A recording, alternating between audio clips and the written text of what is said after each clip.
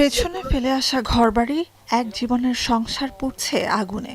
অসহায় চোখ জোড়া বলে দেয়, দূর থেকে দাঁড়িয়ে দেখা ছাড়া করার নেই কিছুই। Estamos rodeados completamente por todos los fuegos, porque al final el de aquí, el de Almorós y Villa del Prado. দ্বিতীয় বিশ্বযুদ্ধের পর অন্যতম বড় দাবানলের কবলে ফ্রান্স। দক্ষিণ পশ্চিম উপকূল থেকে নজিরবিহীন দাবানল পৌঁছে গেছে ঐতিহাসিক বোর্দো শহরের কাছে। রোববার রাতে জুরান্দ অঞ্চলের দক্ষিণের কয়েকটি গ্রাম থেকে সরিয়ে নেওয়া হয় ৫৫,০০০ মানুষকে। সব মিলিয়ে ফ্রান্সের দক্ষিণ পশ্চিমে সংখ্যাটি ২.৫ lakh.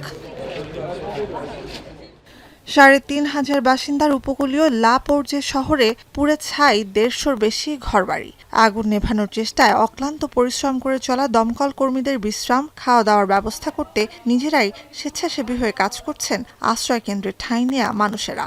Très heureuse de leur apporter au moins un petit bonheur dans les repas et de faire un maximum pour qu'ils se sentent bien et que, voilà, que ce soit au moins un plaisir, quoi, qu'il y ait au moins ce moment-là.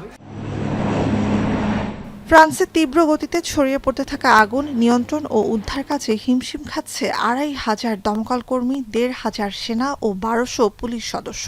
সহযোগিতা করছে সুইজারল্যান্ডের একটি fire fighter দলও।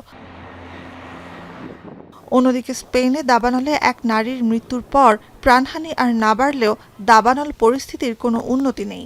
Madrid ও Avila অঞ্চলে সরিয়ে নেওয়া হয়েছে ৯০,০০০ মানুষকে। নতুন করে দাবানল শুরু হয়েছে উপকূলীয় ভ্যালেন্সিয়া শহরে। বাতাস আর গরমে বাড়ছে আগুনের তীব্রতা। সামনে কঠিন সময়, সতর্কতা স্প্যানিশ প্রধানমন্ত্রীর। Quedan horas complejas. Es verdad que lo que se nos ha trasladado aquí en este CECOD ha sido que esta noche ha sido muy positiva en relación.